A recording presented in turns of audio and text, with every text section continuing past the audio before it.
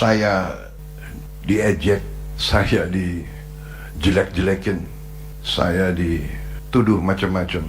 Saya juga tidak mengerti. Bahkan yang banyak mengejek adalah orang-orang yang terdidik, profesor-profesor terkenal mengejek dan menghina saya. Program semacam ini sesungguhnya bukan pertama kali dilaksanakan di Indonesia. Sudah puluhan negara lain melaksanakan. Puluhan negara lain. Dan negara-negara yang maju, negara-negara yang demokratis, pasti punya program makan bergizi gratis untuk rakyatnya.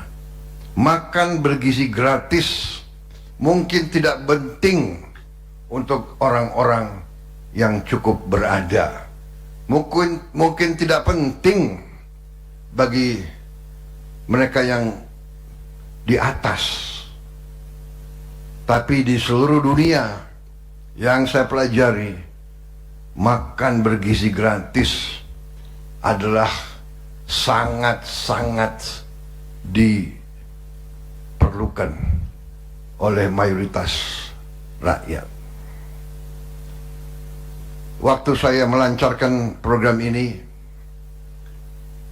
saya diejek, saya dijelek-jelekin, saya dituduh macam-macam. Saya juga tidak mengerti. Bahkan yang banyak mengejek adalah orang-orang yang terdidik, profesor-profesor terkenal mengejek dan menghina saya. Dan mereka meramalkan proyek ini pasti gagal. Program ini menghamburkan uang.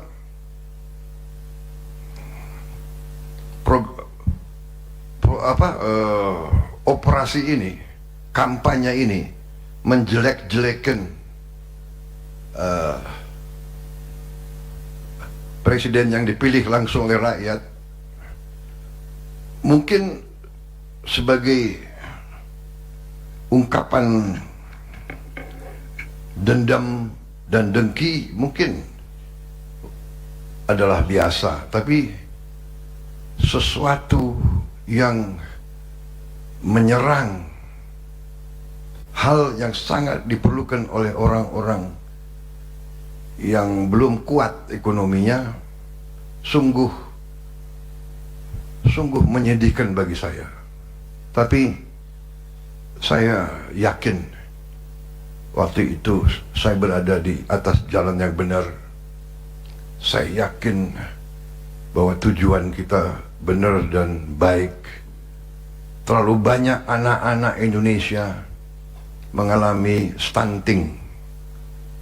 Stunting itu adalah kurang gizi. Kurang gizi ini mengakibatkan sel-sel kita tidak bisa berkembang dengan baik. Sel otak tidak bisa berkembang dengan baik. Sel tulang tidak bisa berkembang dengan baik. Sel otot tidak bisa berkembang dengan baik. Jadi stunting akibat juga dari proses pemiskinan, proyek pemiskinan rakyat Indonesia. Download Tribun X sekarang, menghadirkan lokal menjadi Indonesia.